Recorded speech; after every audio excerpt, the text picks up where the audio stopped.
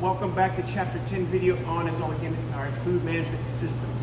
Food management systems is a book that's a nice professional way to say strategies, tactics, policy, procedures, active managerial control for, as always, in restaurants to put into action in the back of the house and front of the house. It's to-do lists, it's mise en place. It's focused on making sure we have opportunities to showcase expectations and responsibilities for our employees, managers, and of course other operators as well. What I want to get into is the HACCP plan. Now, if you got a chance to look over, you need a HACCP plan when you need to have a variance. All right, that variance plan in particular here, where you have a Cafe 101, is that we use a sous vide machine. Now, sous vide machine starts back here. You have to cryovac it, all right, in a plastic bag, all right, in a professional way. Now, granted, you can get this at Costco or Amazon for $89.99.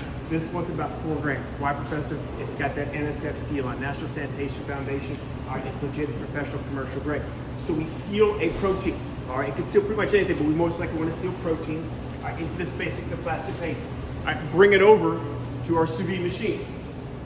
All right, in this sous vide machine, we need a variance. Why, Professor? All right, because it's a unique, basic, to me, piece of equipment.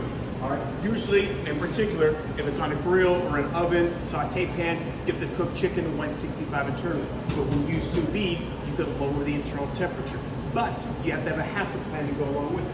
Why have a HACCP plan? Because it's unique. All right, you want to make sure that who, what, where, why, when's that answers in that HACCP plan that you have showcases exactly what you're going to do, how you're going to do it, who's going to do it, and making sure everything, again, to me, everything has that checks and balances, the step-by-step process to it. So you can cook chicken, steak, pork, all right, you name it across the board in this sous vide machine at a lower temperature than required that you learn in Chapter 8, but you have to follow the HACCP plan to go along with it. That's going to be key. All right, and that's where you got to know, what sous vide, Professor, what happens when it comes out here at lower temperature? All right, again, it's edible, it's sanitary, and it's safe, but to me, the moistness, tenderness, and juiciness, as you might call it, it's so amazing that you'll never eat knife for anything. I don't care if it's chicken breast, pork tenderloin, steak, all you would need basically for it, because everything out of here is so tender and so moist, because in particular, how it's basically prepared, how it's basically cooked. It's in that plastic case, put in there, temperature, circulation, and water. It's fantastic. You would want one at home, but none of that, again, professional grade, NSF standard. All right, that's what you got to make sure is always get. These moments, you can buy something at home, residential, off Amazon or Target or Water World. These are $5,000, $6,000, $8,000, $9,000 because of professional grade.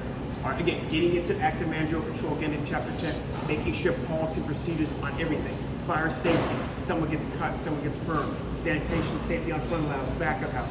You want protocols, policies always put in place, always been, again, a handbook, code of conduct, ethics, something of that nature that basically employees have in front of them and they utilize, all right, again, expectations, opportunities for it, they know what they're going to be responsible for and how accountable. All right, and that's where you got to be careful, got to be mindful, safe. When they have it in front of them, they can kind of look at it. Hopefully, there's always, again, to me, learn from it and apply it. Big brother, all right, and as always, again, put that into action. All right, now that's Chapter 10. All right, immediate health hazards is always, again, always looking to have immediate response to it. And that's what you got to know. What you have in place if a fire happens, what you have a flood happens, like basic electricity, you lose basically a walk-in. You've got to have a basic continued response to that. Why, Professor? Every employee is going to act like an employee when something goes wrong. They're going to look at who? The manager, the owner operator. And when you don't have an immediate answer, there goes your credibility, there goes your respectability. All right, and that's what we got to make sure. Train yourself, having active managerial control. That's what this class basically, to me, Chapter 10 is all about. Put it in action, learn from it. All right, you see the difference in the impact influence you make it possible. All right, see you next week, team.